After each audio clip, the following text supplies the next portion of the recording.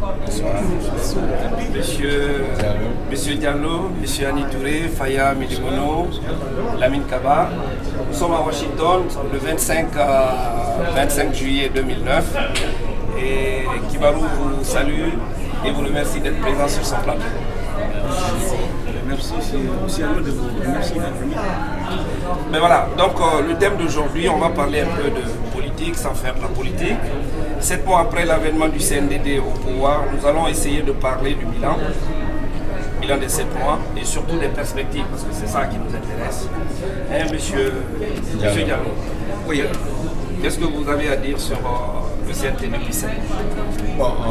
Pour moi, le CNDD a été vraiment un organe qui est venu à un moment où les Guinéens en avaient besoin. Et le départ, vraiment, on a beaucoup salué la lutte contre les narcotrafiquants, les audits ont été amorcés, ça a été des choses très très positives et on avait souhaité vraiment la continuité sans arrêt de ces différents processus.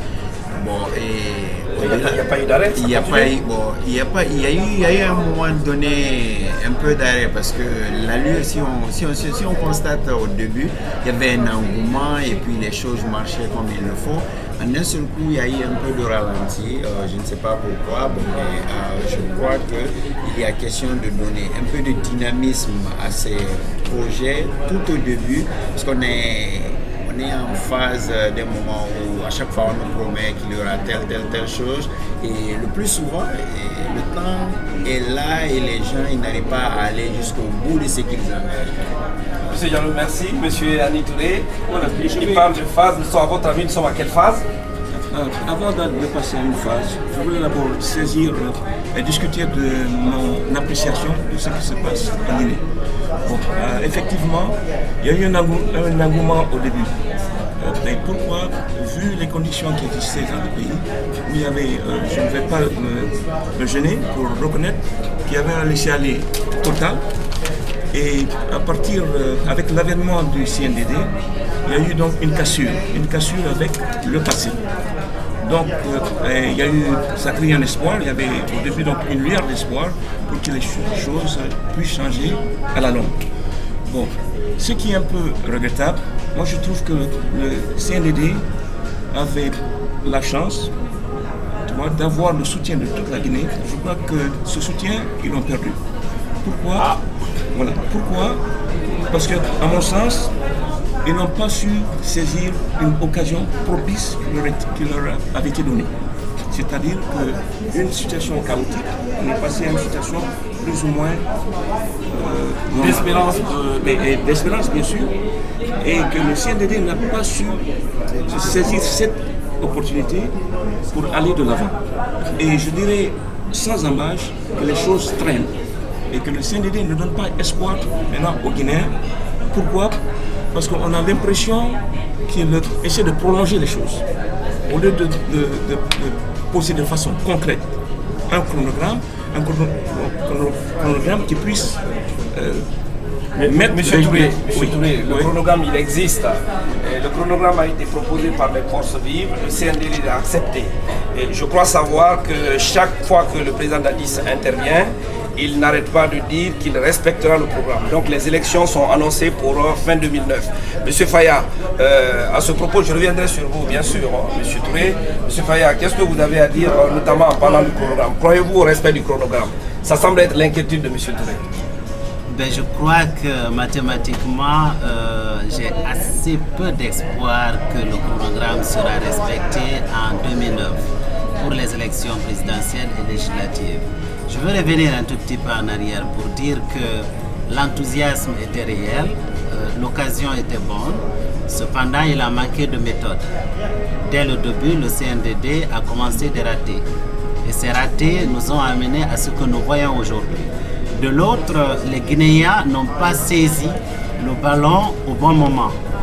Lorsque le changement a eu lieu, le CNDD est arrivé au pouvoir. Pendant les premières semaines, il fallait tout de suite se battre pour qu'un forum national soit tenu. C'est au cours de ce forum national qu'on aurait pu définir les objectifs de cette transition. Parce que très tôt, au début, ce qui a préoccupé les Guinéens, c'est en combien de temps la transition. Ce n'était pas la bonne question à ce moment-là. La question, c'est qu'est-ce qu'on allait faire durant la transition. Et on devait, en ce moment-là, exiger du CNDD, au moment où on n'était même pas sûr qu'il pouvait être là pour plus de mois. C'est à ce moment qu'il fallait obliger le CNDD à s'asseoir autour d'une table avec les autres acteurs guinéens, dans le cadre d'un forum, définir les objectifs de la transition, mettre en place les structures de gestion de la transition. On serait aujourd'hui pas en train de se demander si les élections auront lieu en 2009 ou en 2010. Parce que jusque-là, c'est assez discutable. Je suis d'accord avec vous, mais admettez quand même que les forces vives qui sont aujourd'hui les partenaires du CNDD, rappelez-vous qu'à la prise du pouvoir, les activités des partis politiques étaient suspendues, la société civile, les syndicats, qui pouvaient faire des propositions à ce moment-là? Je crois qu'il y avait, on avait suspendu bien sûr, mais cela ne voulait pas dire que les acteurs n'étaient pas là pour agir. Je crois que les acteurs politiques continuaient, malgré la suspension des partis politiques, malgré la dissolution de la chose des différentes structures de l'État, les acteurs continuaient à intervenir. On entendait les Bamamadou, on entendait tous les leaders politiques par exemple. C'est en ce moment-là qu'il fallait mettre la question sur la table, que les Guinéens, après 50 ans d'une gestion qui a échoué, il fallait qu'on se mette autour d'une table pour évaluer ce qui s'est passé et se donner une nouvelle direction. Cela a manqué. Monsieur Kaba. Moi, je pense d'abord que quelqu'un qui observe et qui ne soit pas du cercle du CNDD, la personne est en droit de penser que le CNDD, de par ses manières de faire, ne veut pas du tout rendre le pouvoir, ce qui sera quelque chose de très regrettable, parce que la meilleure façon pour le CNDD d'exister permanemment dans le cœur des Guinéens serait non seulement de corriger les tares que la société guinéenne a connues de tout le temps, mais aussi de donner des élections libres et transparentes à la Guinée. Parce qu'en fait, la seule chose de marque qui manque à la Guinée, ce ne sont pas des intellectuels, ce ne sont pas des gens de volonté, mais ce qui a toujours manqué à la Guinée, c'est d'avoir des élections libres et transparentes. Et plus que l'or, plus que le diamant, plus que les ressources minières, la démocratie est la meilleure ressource pour nos pays. Donc le CNDD actuellement traîne les pieds parce que peut-être certaines personnes placées près du président lui font croire, écoutez monsieur le président, vous pouvez aller au-delà de 2009, vous pouvez aller au-delà de 2010, vous pouvez rester aussi longtemps que vous le voulez. Parce que là, leurs intérêts se voient là, et c'est des gens qui, dans le passé, n'étaient en contact de rien, et aujourd'hui, ils voient tout. En clair, vous n'êtes pas optimiste quant à l'organisation des élections à la fin de l'année? Bon, je ne dirais pas ça. En deux mots, M. Kaba, parce qu'il nous reste 3 minutes. Ce que je souhaite, c'est que le CNDD saisisse cette occasion de donner les meilleures élections à la Guinée.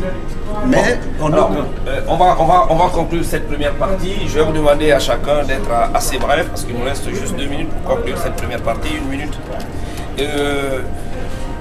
Je crois comprendre que M. Kaba ne croit pas à l'organisation des élections à la fin de l'année. Et pire que ça, vous pensez même que le CNDD n'a pas l'intention de lâcher le pouvoir. Non, je suis à 50%. Monsieur Milimono, croyez-vous que le CNDD céderait le pouvoir en 2 mots, puis pour que les autres puissent s'exprimer? Le CNDD doit céder le pouvoir et les Guinéens doivent faire en sorte que le CNDD cède le pouvoir. C'est la question n'a pas besoin d'être posée. Monsieur Touré. Tout à fait. Ils doivent nécessairement céder le pouvoir, mais ce qui est aussi très important, il est pertinent de reconnaître qu'il faut mettre le processus en place pour savoir comment nous allons aller aux élections libres et transparentes. Ça, c'est très important.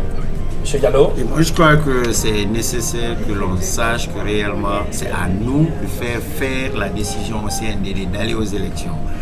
Car sans les élections, on n'a aucun espoir et on doit gérer cette transition avec le CNDD. Si le CNDD reste le seul organe de gérer cette transition, elle ne va pas aboutir à quelque chose de concret. Nous devrions nous associer à eux.